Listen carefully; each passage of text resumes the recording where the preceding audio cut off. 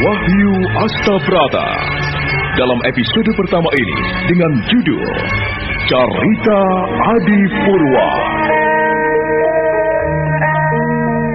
Ki Wulung menahan diri dengan diam membiarkan istrinya mengamuk. Nyai Wulung jengkel sekali karena menganggap suaminya selalu menyalahkannya. Beberapa saat lamanya mereka saling pandang dengan tatap mata tajam. Nyai Wulung sedih. Dari sudut matanya yang sudah mulai layu, keluarlah air mata. Ki Wulung tersenyum, bibirnya bergetar. Lalu laki-laki itu bangkit meninggalkan istrinya, berdiri di ambang pintu sambil bertelakan tiang pintu.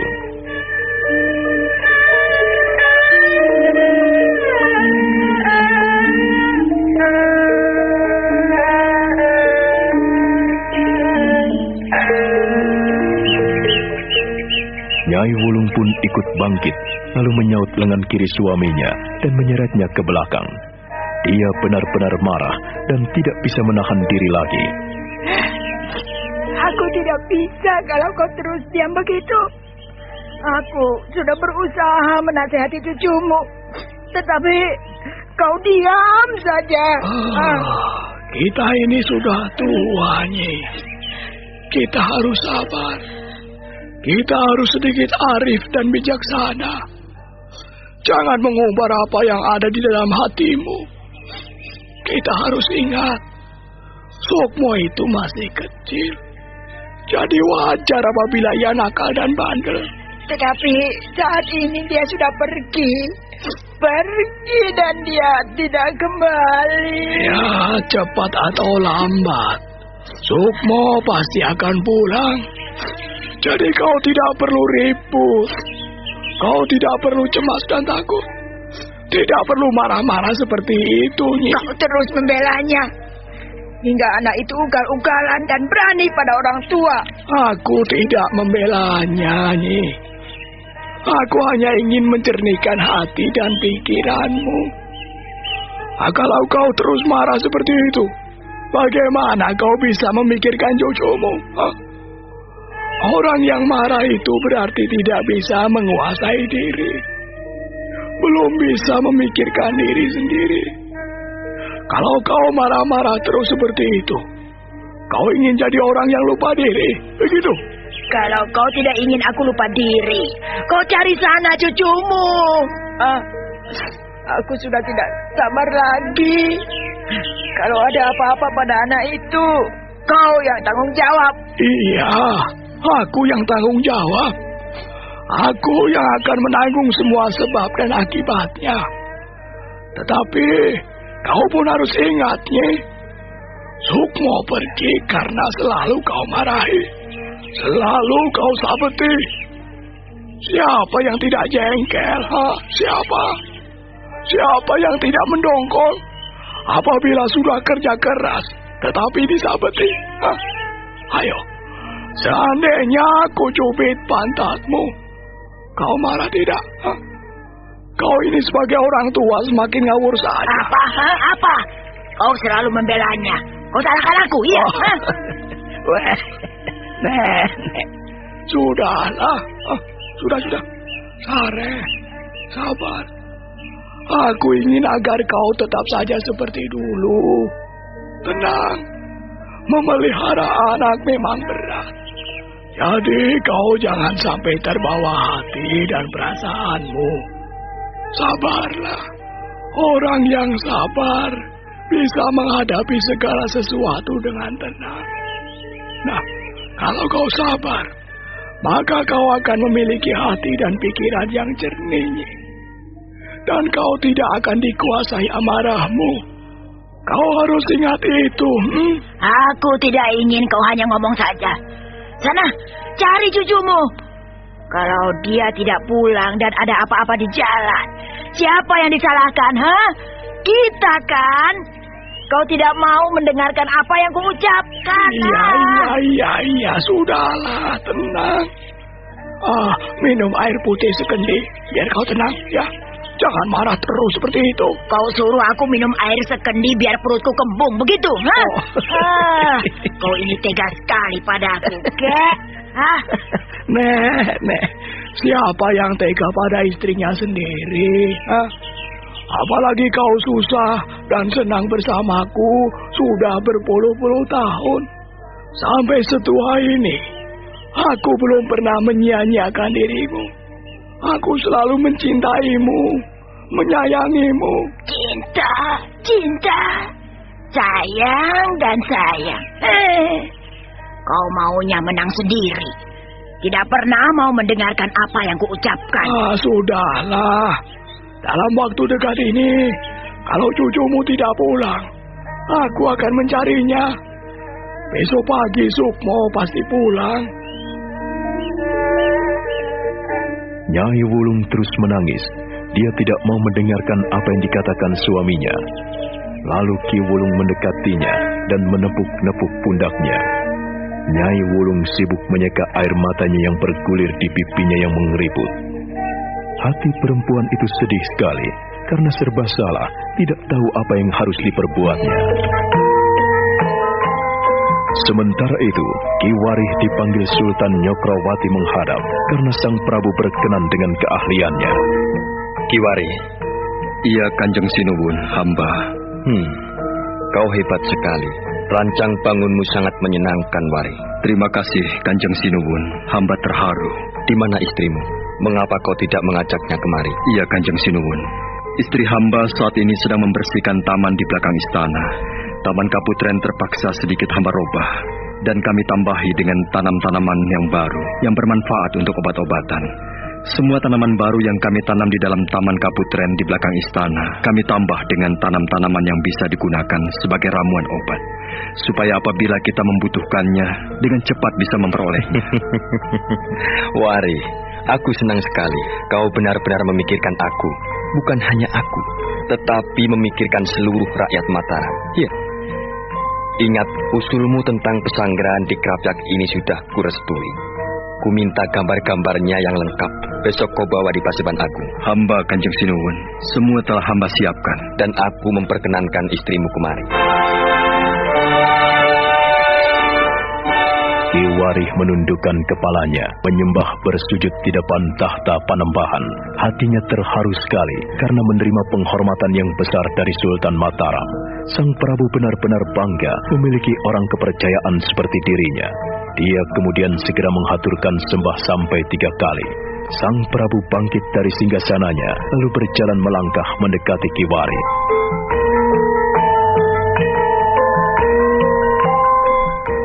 Ayahmu dulu juga sering mengusulkan kepada almarhum Kanjeng Romo.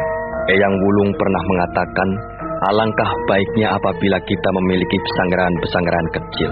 Sebab pesanggrahan-pesanggrahan itu bisa bermanfaat buat kita untuk melepaskan lelah. Dan ternyata kau mempunyai ide yang sama. Dan sekarang ini aku mewujudkannya, Wari. Iya, Kanjeng Sinuwun. Hamba siap. Hamba siap untuk melaksanakan perintah. Jangan khawatir, Wari. Aku pun akan ikut serta turun tangan dalam pembangunan pesanggrahan di Krapyak nanti. Nah, pesanku, agar kau besok pagi jangan lupa membawa gambar-gambarnya. Sebab hanya kau yang bisa kupercaya untuk mengatur semua ini. Terima kasih, Kanjeng Sinuwun. Hamba akan melaksanakan titah paduka. Kadang-kadang apabila kita letih, kita juga perlu istirahat, bukan? Pemikiran-pemikiran seperti itu kadang-kadang menghantui pikiranku. Aku ingin segera mewujudkannya. Wari. Iya, Kanjeng Sinuwun. Aku juga ingin kau merencanakan rancang bangun untuk seluruh daerah bawahan yang dimiliki Istana Mataram ini. Kita harus punya identitas.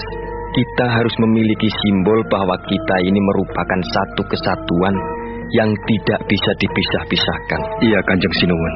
Hamba juga telah memikirkannya. Oh, jadi kau telah memikirkan hal itu?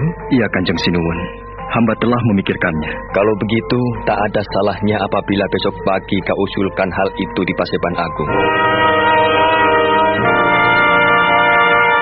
Ki Warih menghaturkan sembah pada Kanjeng Sultan yang telah merestui segala usul rencananya. Dia kemudian mundur setelah menyembah 3 kali. Dia berjalan dengan merangkak, dan sambil merangkak, terus tanpa berani menatap wajah Sang Prabu. Ketika dia sudah turun dari tangga Siti Inggil, maka dia pun segera meninggalkan tempat itu menuju ke rumahnya. Dia segera menemui istrinya yang masih sibuk menanam empon-empon.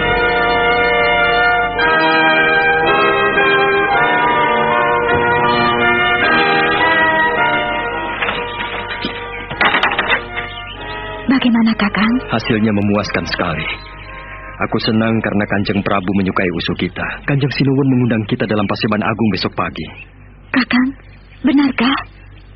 Kau tidak bermimpi? Aku tidak salah dengar, Kakang? Kita tidak bermimpi. Kau pun tidak salah dengar. Kita telah mendapatkan hak yang cukup istimewa di istana ini. Untuk itu kita tidak boleh menyia-nyiakannya. Aku ikut bahagia, Kakang. Ternyata tidak sia-sia kita hidup di istana Mataram ini. Kanjeng Sinuwun menghargai kita. Kanjeng Sinuwun memperhatikan kita. Siapa orangnya, siapapun dia, kalau dapat menjalankan tugas dan kewajibannya dengan baik, tentu saja ia akan mendapatkan penghargaan yang layak. Sekalipun kita tidak pernah memikirkan penghargaan itu. Dengan kepercayaan itu, kita telah mendapatkan penghargaan yang luar biasa. Kita tidak perlu memikirkan balas jasa. Kita tidak perlu memikirkan timbal balik. Tetapi Kanjeng Sinuwun telah menjanjikan kita, telah menjanjikan kemuliaan buat kita. Aku terharu mendengarkan titah beliau.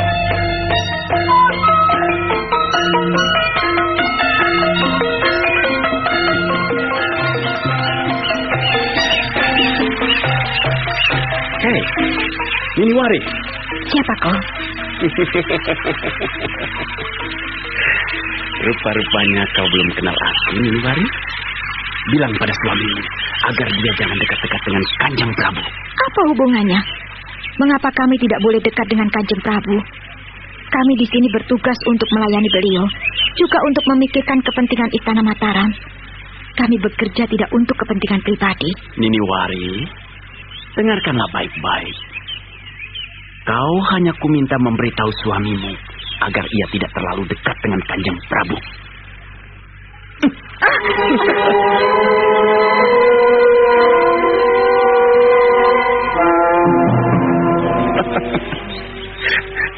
Kisana, kau jangan kurang ajar. Niniwari, ternyata dagumu masih kencang. Pipimu ranum bagaikan delima di belah dua. Kalau kau dulu ku kenal dengan baik, tentu saja aku mau menyuntingmu. Kisana, kau jangan kurang ajar. Aku bisa melaporkan tindakanmu pada Kanjeng Sinuwun. Ya. Laporkanlah. Bilang padanya. Itu jika kepalamu ingin putus. Kisana. Katakan padanya. Namaku Kolo Cokro. Ingat dengan baik. Namaku Kolo Cokro. Kolo Cokro? Ternyata tajam ingatanmu. Bagus. Niniwari, aku suka padamu. Jika kau tidak punya suami, aku juga mau menerimamu. Kau akan kusunting dan kuberi rumah yang indah dan mewah. Kolo Cokro, wajahmu tampan, tubuhmu juga gagah dan tegap. Sayang, bila semua itu hanya lahiriah saja, hati dan pikiran busuk berbelatung. Begitu. Jadi, wajahku tampan, tubuhku tinggi tegap. Terima kasih atas pujianmu, Niniwari. Tenanglah. Suatu saat kau pun bisa menikmati kelebihanku, keperkasaanku. Hati dan mulutmu benar-benar kotor, Kolo Cokro. Hei, tunggu. Lepaskan. Mana mungkin aku melakukan perempuan. Lepaskan. Kau tidak suka kesentuh? Lepaskan.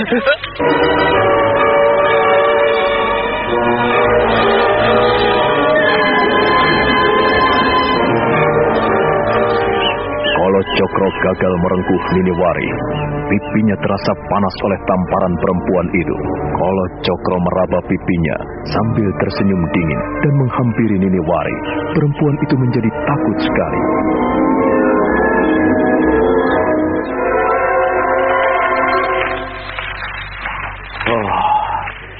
Kau menamparku, Niniwari. Kau kurang ajar sekali, Kolo Cokro. Tamparanmu hangat sekali. Aku ingin merasakannya lagi. Cobalah, kau tampar lagi, biar lengkap pipi kanan dan pipi kiriku. Terasa hangat. Kau benar-benar kurang ajar. Dan aku akan melaporkan hal ini pada Kanjeng Prabu. Ayo, laporkan. laporkan cepat jika kau tidak ingin lama tinggal di istana. Ketahuilah Nini, jika hal ini sampai bocor, kepalamu dan kepala suamimu akan menjadi taruhannya. Kalacakra, mengapa kau menggangguku? Pergilah, jangan ganggu aku. Niniwari, aku tidak akan mengganggumu. Tapi izinkanlah aku menyentuh pipimu.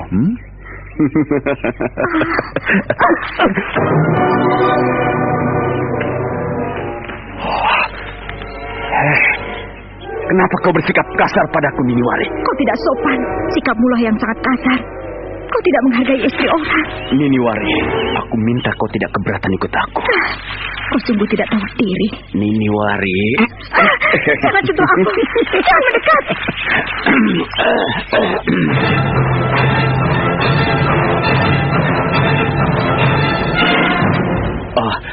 Paman Gending. Kalacakra, siapa perempuan itu? Dialah istri juru taman itu, Paman. Oh, pantas. Pantas sekali jika Sang Prabu berkenan dengan semua rencana suaminya. Ternyata ada udang di balik batu. Pikiran kalian kotor sekali. Pikiran kami yang kotor atau memang benar demikian keadaannya? Perempuan cantik biasanya bisa menjadi umpan empuk bagi pembesar muda. Bukankah begitu, Kalacakra? Benar, Paman. Begitulah biasanya orang yang ingin meraih ambisi besar. Ia pun rela mengorbankan istri dan kehormatannya. Perempuan cantik. Dibayar berapa suamimu bekerja di istana ini? Manusia tak tahu diri. Katakan pada suamimu, jangan sekali-kali mendekati Raden Mas Colang.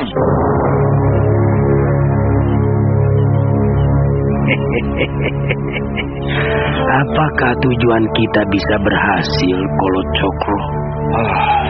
Semua tergantung pada Pangeran Puger. Jika ia mau sedikit susah, tentu gampang meraih tuntutannya. Tapi kalau ia tetap diam seperti itu, mana mungkin bisa berhasil? Segera temui beliau, dan aku akan menyusul. Bagaimana, Kalacakra? Apakah tugasmu sudah kau lakukan dengan baik? Semua dapat berjalan dengan lancar, Pangeran. Kau sudah menemui Niniwari? Iya, Pangeran. Apa katanya? Saya yakin ia akan melakukan apa yang kita inginkan. Ia tidak berkutik di hadapan saya. Ia ketakutan sekali, Pangeran. Kau bawa namaku? Jangan khawatir, Pangeran. Nama Pangeran tidak ada yang tahu. Semuanya sayalah yang menanggung. Kata-katamu bisa kupercaya. Kepala saya menjadi taruhannya, Pangeran. Aku percaya kepadamu. Tapi kalau ada apa-apa, orang pertama yang kutangkap adalah kau. Ini bukan masalah ringan. Iya, Pangeran. Saya tahu itu. Simpan rahasia ini sebaik-baiknya.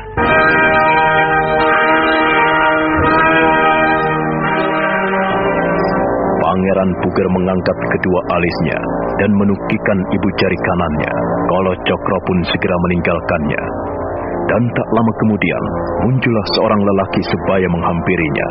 Selamat malam, Paman Gending. Oh, Kanjeng Pangeran. Ya, silakan duduk, Paman. Kebetulan sekali Kanjeng Pangeran tidak keluar. Hamba ingin menyampaikan sesuatu. Masalah apa lagi, Paman Gending? Setelah Kanjeng Prabu Senopati tiada, hamba menangkap kejanggalan-kejanggalan. Tentang apa, Paman? Mengapa yang dipilih sebagai Sultan adalah Raden Mas Colang? Mengapa bukan Kanjeng Pangeran? Paman Gending, nasi sudah menjadi bubur. Apa yang menjadi sabda Kanjeng Romo almarhum sudah menjadi hukum dan aturan yang berlaku di Mataram ini. Tidak bisa begitu, Kanjeng Pangeran. Kenapa tidak? Kalau ada Paseban Agung, apakah layak Kanjeng Pangeran Sebo menghadap dan bersujud di kaki adik sendiri? Namanya tidak lucu. Kalau menurut hamba, Kanjeng Pangeran lebih layak menduduki tahta istana Mataram. Paman Gending, bagiku sudah cukup. Jangan menoreh luka di hatiku, Paman. Biarlah yang sudah terjadi berjalan dengan baik. Akan kucoba untuk menerima hal ini dengan wajar, Paman. Kanjeng Pangeran, jangan begitu. Pikirkan sekali lagi. Kanjeng Pangeran adalah tidak malu jika Kanjeng Pangeran duduk bersujud di depan Raden Mas Jolang. Tidak mungkin, bukan? Sudahlah, Paman. Aku tidak mau memikirkannya lagi. Uruslah pekerjaanmu sendiri dengan baik. Oh, itu pasti Kanjeng Pangeran. Sebagai seorang wakil pemerintah Mataram di Demak, hamba sudah sungguh-sungguh memegangnya. Jadi Kanjeng Pangeran tidak perlu khawatir mengenai tanggung jawab hamba. Hamba hanya mengusulkan, mengingatkan agar Kanjeng Pangeran tidak lupa akan kedudukan yang sebenarnya. Kalau perlu, mintalah kedudukan yang layak sebagai putra tertua Kanjeng Sultan almarhum. Paman Gending, ku minta tidak memperpanjang masalah ini. Aku ingin melupakannya. Maafkan saya. Saya ingin istirahat. Oh, ampunkan hamba, Kanjeng Pangeran. Jika kehadiran hamba sangat mengganggu ketenangan Kanjeng Pangeran. Sekali lagi, hamba mohon beribu ampun. Selamat malam, Kanjeng Pangeran.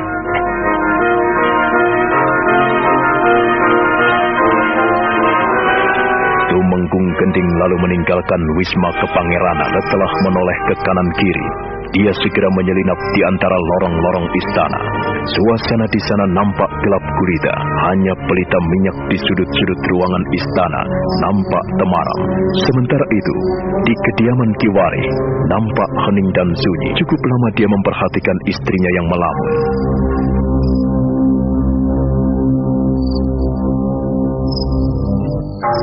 Sejak tadi kuperhatikan kau murung. Ada apa lagi, Nyai? Teringat anakmu? Tidak, Kakang. Tidak ada apa-apa. Kalau ada persoalan, katakanlah. Jangan membiarkan persoalan bertumpuk-tumpuk di hatimu.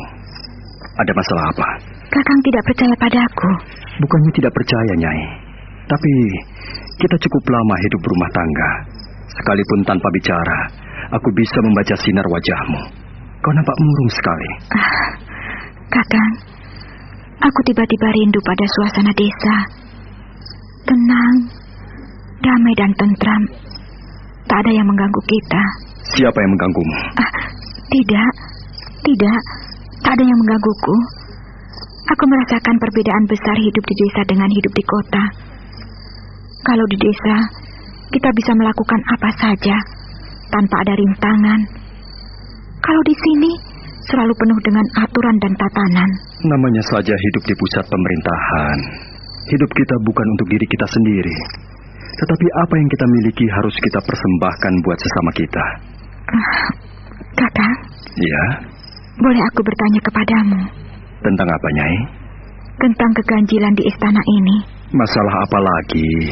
Aku tidak melihat apa-apa. Benarkah terjadi perselisihan di antara para pangeran? Nyai, kau jangan bicara itu lagi. Kenapa, Kakang? Aku tidak boleh tahu. Bukannya tidak boleh tahu, tapi masalah seperti itu amat tabu bagi kita. Kita tidak boleh ikut campur dalam urusan seperti itu. Kakang, kita hidup di sini.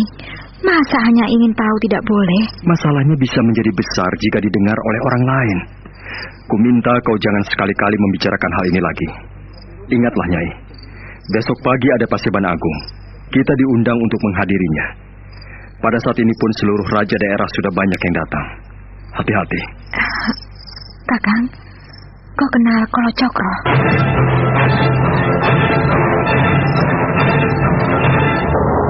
Untuk beberapa saat lamanya, mereka tenggelam dalam keheningan. Kiwarih memperhatikan istrinya dengan dahi berkerut. Sinar matanya memancarkan kecemburuan.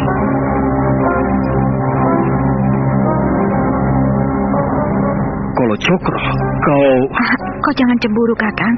Aku hanya sekedar bertanya. Ada apa dengan laki-laki itu? Tidak mungkin kau bertanya jika tidak ada sebabnya. Hanya sekedar ingin tahu, Kakang. Ia nampaknya dekat sekali dengan Paman Gending. Aku tidak suka kau sembunyikan sesuatu. Kau pasti ada apa-apa dengannya. Kau menyukainya, Nini? Kakang, mengapa seburuk itu pikiranmu padaku? Aku istrimu, Kakang. Kakang, kau jangan begitu. Apakah pantas perempuan menanyakan laki-laki lain di depan suaminya? Kalau tidak kepadamu, aku harus bertanya pada siapa? Haruskah aku bertanya pada orang lain? Oh, Kakang, mengapa kau mudah terbakar api cemburu? Kalau aku berniat berpaling darimu, tentu saja sejak dulu. Kau keterlaluan sekali. Aku ingin tahu, apa tujuanmu menanyakan laki-laki hidung belang itu? Kakang, jadi... Kalau kau tertarik padanya, silakan temui dia. Kakang, sekali lagi ku ingatkan, agar kau jangan mudah terbakar api cemburu. Aku tidak ada apa-apa dengan dia. Dia hanya bilang padaku, kau muda, cantik, dan tidak pantas menjadi istriku, begitu? Kakang, kau jangan berpikiran buruk pada istrimu sendiri. Dengarkanlah dulu, Kakang. Kau jangan terburu melontarkan kata-kata yang tidak berguna. Ia bilang apa padamu? Ia bilang agar kita tidak dekat dengan Kanjeng Prabu. Apa ini? Kita tidak boleh mendekati Kanjeng Sinuwun? Kenapa? Kenapa? Aku tidak tahu. Siapa yang ada di balik semua ini? Kakang, siapa Kalacakra? Dia seorang Manggolayuda. Tangan kanan Paman Gending. Tangan kanan Tumenggung Gending? Ia laki-laki hidung belang. Ia suka menggoda istri orang. Hati-hatilah kau. Aku akan melawannya. Jika ia macam-macam kepadamu, ia akan kubunuh.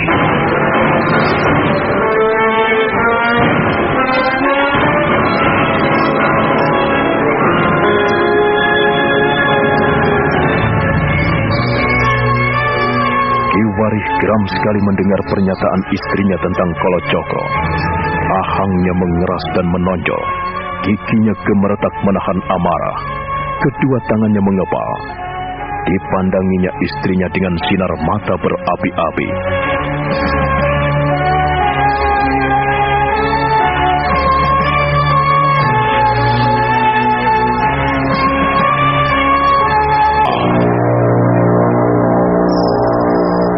Keheningan malam yang mencekam membuat Ki Warih tak sabar menunggu waktu.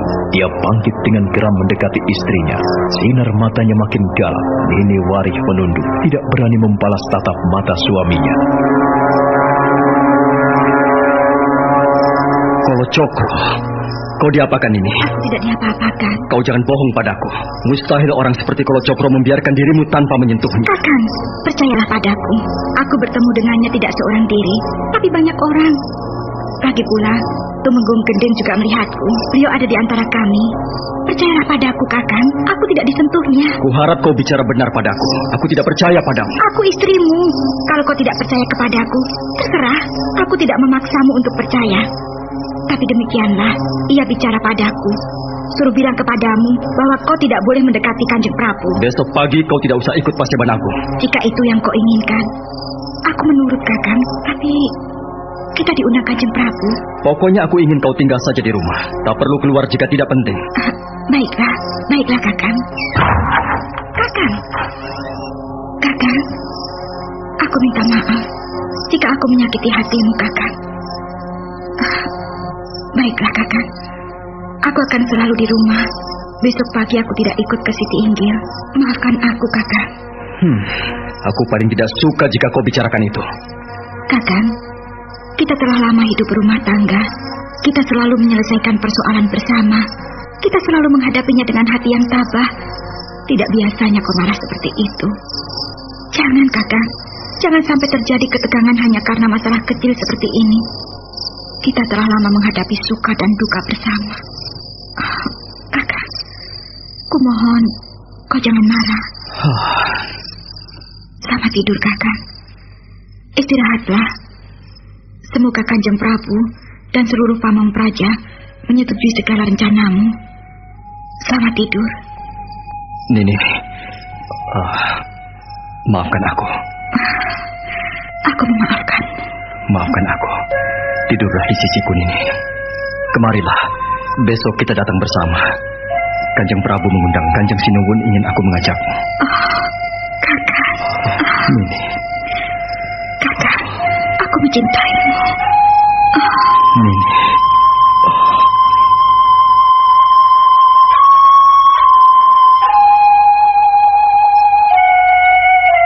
Malam berpagut dengan keheningan, lekat dan penuh kesunyian. Ki Warih dan istrinya saling berpelukan, menikmati sisa-sisa malam dengan alunan kidung kasih. Mereka melupakan perselisihan dengan terus berpelukan, melepas kepenatan di dada. Pada pagi harinya, di pendopo agung, para pamong praja dan sesepuh istana serta seluruh sentono dalam istana Mataram telah berkumpul menghadiri paseban agung yang diadakan pertama kali oleh Sang Prabu. Terima kasih atas kehadiran Eyang Mondoroko, Pak Lik Mangkubumi, serta seluruh sesepuh istana. Saya juga mengucapkan terima kasih pada seluruh pamong praja dan sentono dalam yang sudi menghadiri paseban agung ini. Tetapi, kenapa ada satu yang kurang? Kang Mas Joyorogo, Kang Mas Jumina, semuanya ada di sini. Mengapa Kang Mas Puger tidak ada hadir di paseban agung ini? Apakah kau tahu, Kakang Joyorogo? Kakang Purboyo? Saya tidak tahu. Kang Mas tidak mengerti. Kang Mas Purboyo, apakah tahu mengapa Kang Mas Puger tidak hadir di paseban ini? Kang Mas tidak tahu, Di. Kang Mas Jumina, apakah kau tahu mengapa Kang Mas Puger tidak hadir di sini? Kang Mas tidak tahu. Kang Mas Pringgoloyo juga tidak tahu? Kang Mas tidak tahu kenapa Kakang Puger tidak hadir di paseban ini. Barangkali ia sedang bepergian jauh, Kang Mas. Benarkah begitu? Apakah benar Adi Brangsih? Saya tidak tahu, Kang Mas. Nampaknya setelah kepergian Kanjeng Romo, ia sedih sekali. Ia nampak terpukul dengan kepergian Kanjeng Romo. Benar, Kang Mas. Kang Mas Puger emang nampak sedih sekali. Ia amat terpukul dengan kepergian Kanjeng Romo. Tetapi setidak-tidaknya ia bisa urun rembuk dalam paseban ini. Aku sungguh tidak suka apabila di tengah keluarga kita terjadi selisih paham. Aku adalah Jolang, adik kalian. Kang Mas semua tidak perlu merasa iri hati ataupun cemburu, lebih-lebih sakit hati. Tidak. Aku tidak mempunyai pikiran seburuk itu. Eyang Mondoroko? Iya, Kanjeng Prabu. Ada apa? Eyang, pasti Kang Mas Puger merasa sungkan dan tidak enak untuk duduk di istana Mataram ini. Ia barangkali malu duduk di paseban agung ini. Bagaimana seandainya Kakang Puger kujadikan bupati di Demak? Hal itu pun tidak buruk. Pada paseban agung berikutnya, Kanjeng Pangeran Puger harus hadir di sini. Kalau tidak, mana mungkin kita bisa memberitahukannya secara langsung. Kang Mas Purboyo, Kang Mas Joyorogo, Kang Mas Pringgoloyo, Kang Mas Juminah, dan saudaraku Brangti dan Brangsih. Apakah kalian setuju apabila Kang Mas Puger kujadikan bupati di wilayah Demak? Kang Mas setuju, Di. Untuk menjadi seorang bupati, tugasnya tidaklah ringan. Ia menjadi raja daerah untuk membawahi beberapa daerah kademangan dan kelurahan. Terserah. Apabila itu baik, Kang Mas setuju saja. Kang Mas juga setuju, Adi Jolang. Mungkin itu lebih baik dari kedudukannya saat ini. Kang Mas juga setuju, Adi Jolang. Kalau itu yang terbaik, apa salahnya Kang Mas Puger dilantik sebagai seorang bupati di Demak? Kami setuju, Kang Mas Jolang. Terima kasih apabila semuanya telah setuju. Eyang Mondoroko, Pak Lik Mangkubumi. Iya, Kanjeng Prabu.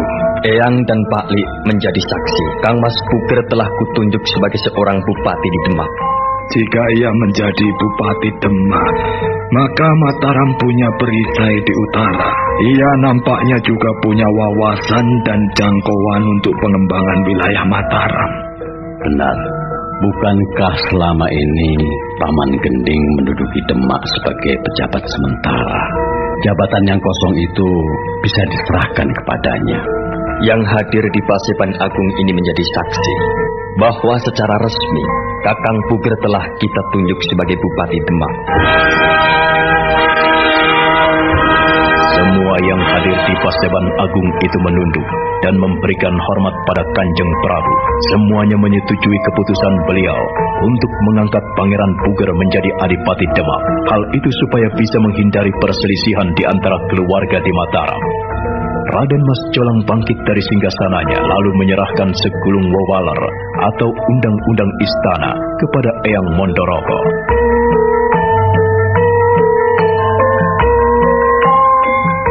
Eyang, ini adalah wewaler istana Mataram. Saya mohon Eyang membacakan keputusan ini.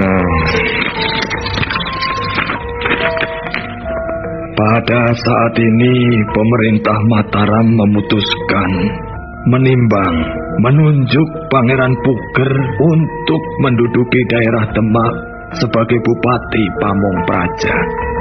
Sebagai seorang bupati, harus memenuhi tugas dan kewajibannya sebagai alat pelengkap dan tangan kanan raja.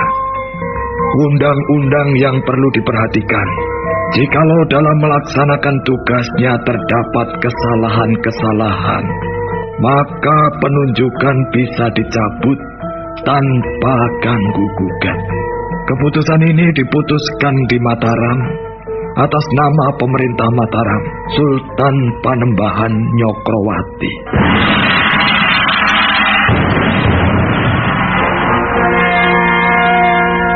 Adipati Mondoroko kembali menggulung keputusan pemerintah Mataram, lalu menyerahkannya kembali kepada Raden Mas Jolang yang duduk di singgasana. Raden Mas Jolang tersenyum dan memandang pada seluruh hadirin yang duduk di Paseban Agung.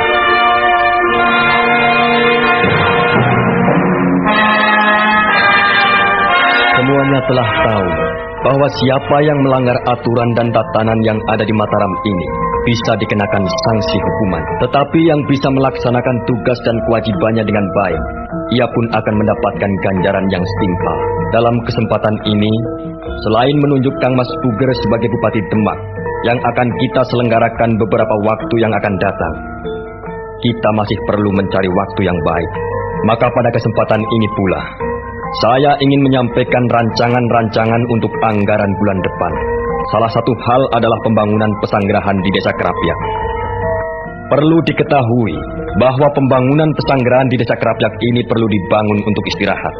Itu yang pertama, bisa digunakan untuk tempat gawat darurat. Siapapun di antara kita boleh istirahat di sana dan ikut berburu bersamaku. Asal seizin pemerintah, rancang bangunnya telah dibuat dengan baik. Kiwari, silakan. Kiwari menghaturkan sembah dan hormat di hadapan Raden Mas Jolang. Dia sangat menghormati Sang Prabu yang memandangnya dengan senyuman ramah. Setelah dia kembali menyembah, dia kemudian mengeluarkan gulungan gambarannya. Gambaran itu merupakan rancang bangun taman di Pesanggerahan Kerapyak. Perlahan-lahan dia pun kemudian menggelar gulungan itu. Kanjeng Adipati Mondoroko yang terhormat, Kanjeng Pangeran Mangkubumi yang terhormat, dan yang mulia Kanjeng Sinuwun yang saya muliakan, serta para hadirin di Paseban Agung ini yang saya cintai. Perkenankanlah saya menyampaikan rancang bangun di Desa Kerapyak, Pesanggerahan Kerapyak yang menurut rencana akan dibangun mulai bulan depan. Tentang rancang bangun Pesanggerahan Kerapyak, terdiri dari 6 bangunan pokok yang semuanya akan kita buat seperti istana ini. Akan tetapi dengan ukuran yang lebih kecil. Semuanya itu bisa kita manfaatkan sebagai tempat darurat maupun tempat untuk peristirahatan yang nyaman. Di pesanggeran itu kita bisa memelihara kijang dan satwa liar lainnya. Bisa digunakan untuk melepaskan lelah dan sarana hiburan bagi keluarga raja. Untuk rincian selengkapnya, semua sudah saya tulis dalam lembaran kulit ini. Akhirnya untuk kelanjutan rencana ini, hamba kembalikan dan hamba haturkan pada yang mulia Kanjeng Sinuwun. Terima kasih.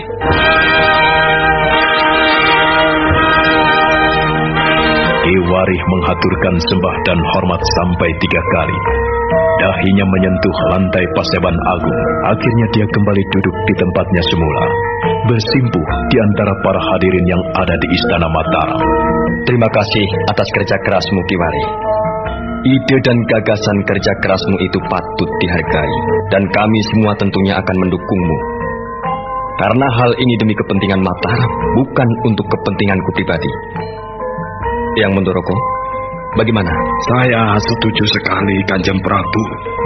Rancang bangun itu bisa segera dinyatakan dan kita kerjakan secepatnya. Bagaimana, Pak Lik Mangkubumi? Aku pun setuju, Kanjeng Prabu. Sebab semua ini demi kebaikan bersama. Ya, saya memang sudah lama memikirkan hal itu. Bersama Kanjeng Ramamu almarhum, pernah membicarakan seperti ini. Dan kau sebagai penerusnya, tentu saja harus bisa melaksanakan sebaik-baiknya. Aku ini orang tua, hanya bisa tuturi handayani. Laksanakanlah sebaik-baiknya. Terima kasih atas persetujuan Pak Lik Mangkubumi. Dan kukira Kang Mas semua, Adi Brangti dan Brangsi, pasti menyetujui hal ini. Kuharapkan pada Paseban Agung yang akan datang, kalian semua tetap hadir di sini, tak terkecuali Kang Mas Puger harus hadir di sini. Karena pada Paseban Agung yang akan datang, Aku akan melantik sendiri Kang Mas Puger menjadi Bupati Demak.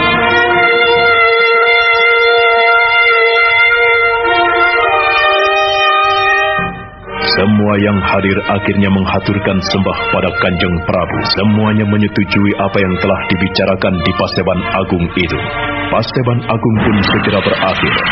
Semuanya kembali ke wisma masing-masing. Para pamong praja, bupati, dan para bawaha semua kembali ke tempat tugas dan kewajiban mereka masing-masing.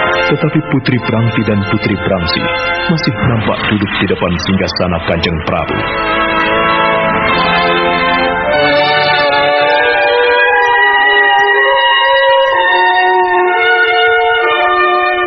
Putri Prangti dan Putri Prangsi mendekati Raden Mas Jolang. Ketika semua yang hadir di Paseban Agung telah pergi, mereka menoleh ke kanan dan ke kiri.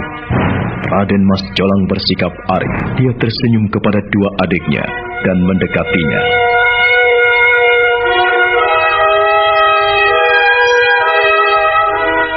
Ada apa, Nimas Prangti dan Nimas Prangsi?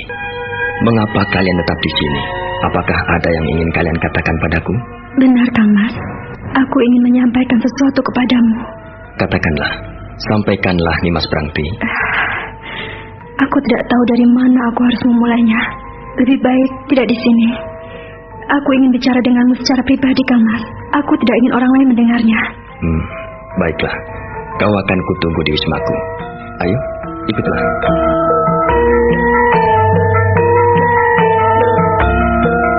Apakah ada sangkut pautnya dengan Kang Mas Puger, Nimas Prangti, Prangsi? Benar, Kang Mas Jolang. Aku sudah menduga sejak semula. Apabila Kang Mas Puger tidak menyetujui hal ini, aku pun melihat wajah-wajah yang tidak menyukai keberadaanku sebagai seorang raja. Padahal kalian sendiri juga tahu bahwa aku ini ditunjuk sendiri oleh Kanjeng Romo, Sabto Pandito Ratu. Apa yang diucapkan oleh Kanjeng Romo almarhum adalah hukum dan undang-undang, adalah tatanan yang tidak bisa dicegah, tidak bisa digagalkan, dan tidak bisa diingkari lagi. Kalian tahu itu, bukan? Iya, Kang. Waktu Kang Mas dilantik sebagai raja oleh Eyang Mondoroko dan Pak Lek Mangkubumi, Kang Mas Puger memang kurang menyukai. Tetapi kami tidak tahu mengapa ia begitu. Ia memang keras kepala. Aku sendiri juga tidak tahu, Kang Mas. Ia bicara keras pada kami, tetapi kami tidak menanggapinya. Mengapa kau baru menyampaikan hal itu sekarang ini, Prangti, Prangsi? Kita tidak boleh membiarkan masalah-masalah kecil menjadi masalah besar, hingga berlarut-larut menjadi api dalam sekam. Kau tahu bahwa masalah kecil ini bisa menimbulkan perpecahan di dalam keluarga kita. Aku tidak suka hal itu terjadi. Tapi nampaknya kekerasan Kang Mas Puger cukup beralasan, Kang Mas. Ia adalah saudara tertua kita. Mungkin menurutnya dialah yang paling layak menggantikan Kanjeng Romo. Iya, Kang Mas. Mungkin begitu pemikirannya, sehingga ia malu ketika duduk di Paseban Agung. Lebih-lebih harus bersujud di depan kakimu. Malu, bukan? Di dalam Paseban Agung aku tidak menuntut kakak-kakakku duduk di paseban, duduk di lantai. Bukankah sudah kusediakan tempat duduk yang baik buat kalian? Ingat-ingat hal ini. Semua saudara-saudaraku tidak kubiarkan bersujud di depan kakiku. Aku tidak menghendaki hal itu. Seperti tadi kau lihat sendiri tempat duduk Kang Mas Puger pun kosong. Saudara-saudaraku kutempatkan di samping kanan kiriku, duduk berderet. Apakah aku tidak memikirkan hal itu, Nimas Prangti, Nimas Prangsi? Iya, Kang Mas. Betul, Kang Mas. Aku sudah berusaha untuk arif sedikit, dan aku tidak mau menutup mata. Apakah kau kira mataku yang terbuka lebar ini sudah buta? Tidak, mataku cukup awas. Hatiku pun masih melek, Prangti, Prangsi. Nimas Prangti, Nimas Prangsi. Maaf, aku sedikit terbawa emosi. Maaf, aku tadi agak kasar. Maaf sekali. Bukan itu maksudku, maaf sekali.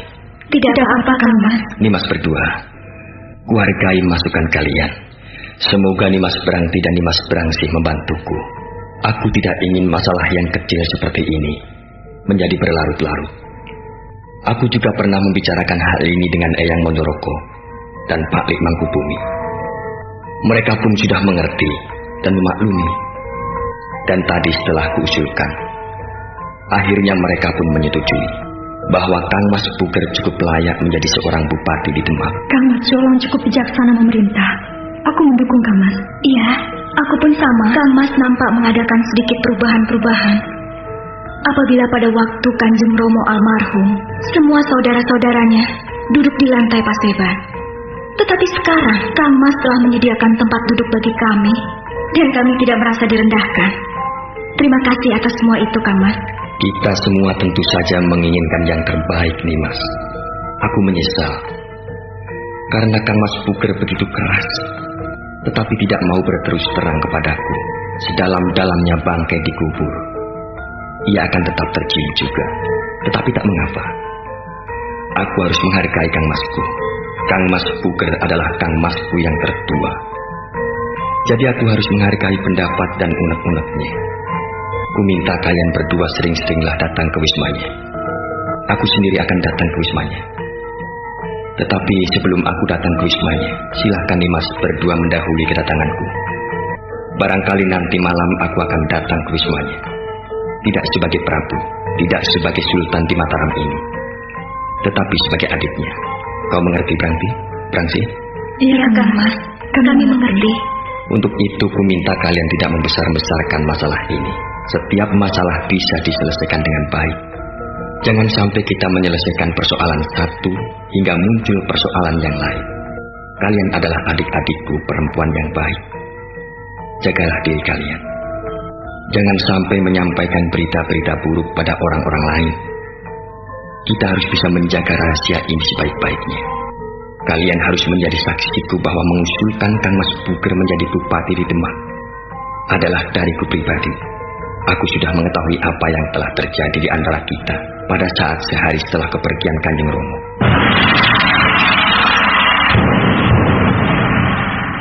Putri Brangti dan Putri Brangsih saling melirik, lalu mereka memandang Raden Mas Jolang dan kembali menundukkan wajah mereka. Raden Mas Jolang yang telah duduk sebagai Sultan Mataram berusaha untuk arif dan bijaksana. Dia tersenyum seraya mengangguk-angguk. Putri Brangti dan Putri Brangsih akhirnya mengerti apa yang telah diputuskan Panembahan Senopati, dan kini mereka melihat kenyataan betapa Raden Mas Jolang benar-benar memiliki kewibawaan dan kebijaksanaan dalam menghadapi persoalan di tengah keluarga mereka.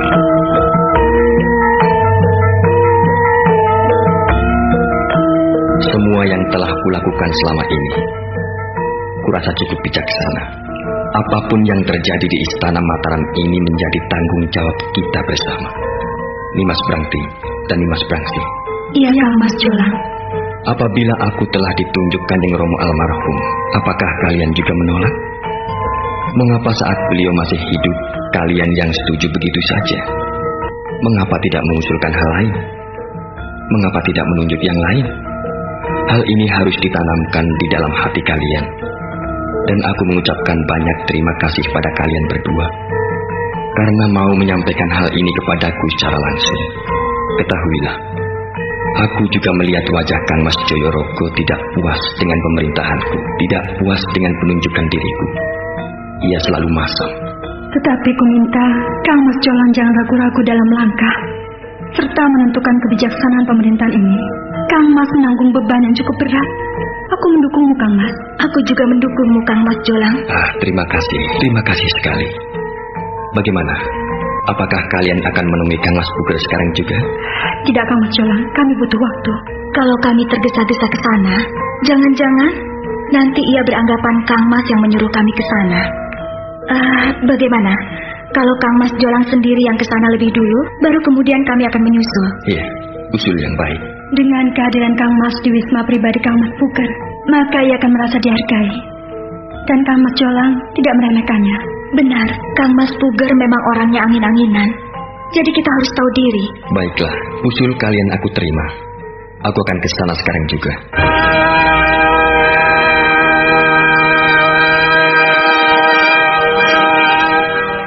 Sang Prabu akhirnya meninggalkan Putri Brangti dan Putri Brangsih adik-adiknya. Dia melangkah menuju ke wisma kepangeranan Pangeran Puger. Di sana dia mendapatkan wisma itu sunyi sepi. Tak ada seorang pun tinggal di sana. Tetapi ketika dia berjalan keliling melalui samping wisma, Dia melihat Pangeran Puger duduk menyendiri di sudut ruangan. Pangeran Puger duduk di kursi malas sambil membaca sebuah karya sastra. Di depannya terhampar segulungan rontal yang dia buka perlahan-lahan. Tetapi Raden Mas Jolang melihatnya bahwa dia tidak membaca sungguh-sungguh.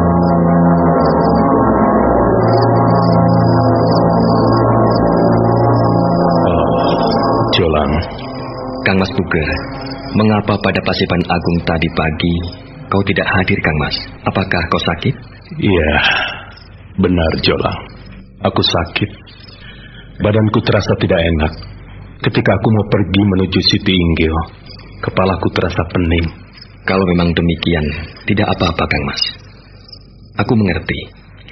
Semoga saja penyakitmu segera sembuh. Kang Mas Puger. Ada apa di Jolang? Setelah kutimbang-timbang dan setelah kulihat kekosongan pemerintahan di Istana Mataram ini, kami telah memutuskan kau menjadi bupati di Demak.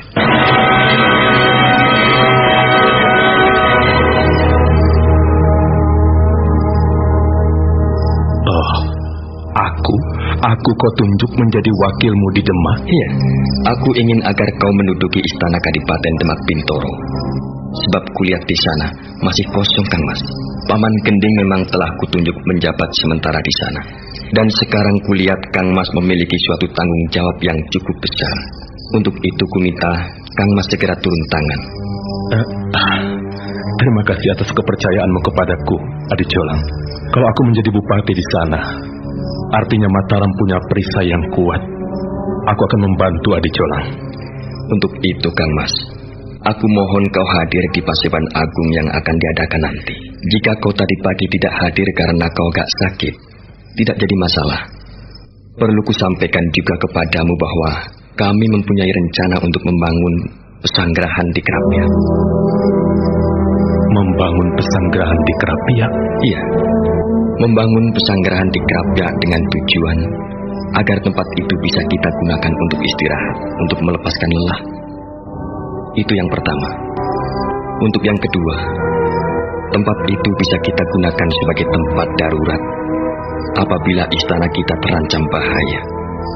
Setidak-tidaknya kita senantiasa bisa bertemu di sana untuk pertemuan keluarga kita, untuk membicarakan hal-hal yang bersifat pribadi di dalam keluarga kita. Rencana itu cukup lama dibicarakan oleh Kanjeng Romo almarhum. Kanjeng Romo juga menginginkan Mataram memiliki tempat-tempat seperti itu. Aku setuju, Adi Jolang. Terima kasih atas persetujuanmu. Setidak-tidaknya rencana ini bisa berjalan dengan baik. Semuanya sudah direncanakan secara matang oleh Ki Wari. Hah? Ia yang membuat rancang bangunan di Krapyak. Ki Wari? Iya, Ki Wari adalah putra tunggal Eyang Wulung yang telah mengundurkan diri. Anaknya ternyata memiliki bakat yang cukup besar dalam dunia seni. Aku menghargai usul-usulnya dan rencana-rencananya. Gagasan-gagasannya cukup cemerlang apabila kita terapkan di sini. Iya, aku mendukung rencanamu, Adi Jolang. Rencana yang cemerlang sekali. Dan aku juga mengucapkan terima kasih atas perhatianmu kepadaku. Sekali lagi, aku minta maaf karena tidak bisa menghadiri Paseban Agung. Maaf, bukan aku meremehkanmu. Bukan aku tidak mau hadir di Paseban itu, Adi Jolang. Tetapi terpaksa. Badanku tidak enak. Aku tahu, Kakang Puger. Badan yang sakit tidak mungkin dipaksakan hingga akhirnya malah menjadi parah. Kalau kau tidak bisa hadir di Paseban Agung, sekali-kali ya lumrah, aku bisa menerimanya. Aku menjadi tidak enak kepadamu, Adi Jolang. Tidak perlu merasa tidak enak, Kakang Puger. Semuanya sudah berjalan dengan baik. Eyang Mondoroko dan Pak Lik Manghubumi telah menyetujui apa yang kuusulkan. Bahkan semua telah dituangkan menjadi keputusan pemerintah Mataram. Untuk itu, jangan sia-siakan kesempatan baik ini. Siapa lagi yang dapat kuminta tolong kalau tidak dirimu? Aku juga memikirkan saudara-saudaraku yang lain agar ikut mengemban tugas yang cukup berat ini. Wilayah Mataram semakin lebar, penduduknya pun semakin banyak. Kita harus memikirkan masa depannya dengan baik. Tanpa kita-kita, siapa lagi, Kakang Puger? Iya, aku mengerti. Aku mendukung rencana-rencanamu. Terima kasih Kakang Puger. Jadi ku minta kau mempersiapkan diri sebaik-baiknya. Dalam waktu dekat, kau harus segera pergi ke Demak Bintoro. Kalau kau percaya padaku, aku akan mengembangkan Demak sebaik-baiknya. Lalu bagaimana dengan Eyang Mondoroko dan Pak Ali Mangkubumi? Mereka setuju. Bagaimana dengan Dimas Pringgoloyo, Purboyo, Jumina, dan yang lainnya? Semua merestui keputusan itu. Oh, Dimas Jolang, aku akan selalu di belakangmu.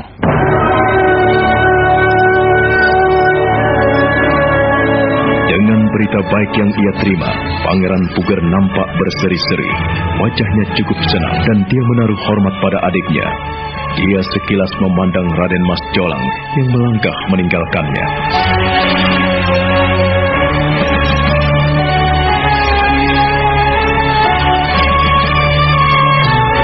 Nah, bagaimana kisah selanjutnya, saudara pendengar? Silahkan menunggu kelanjutan kisah Wahyu Astabrata ini dalam seri berikutnya. Sampai jumpa.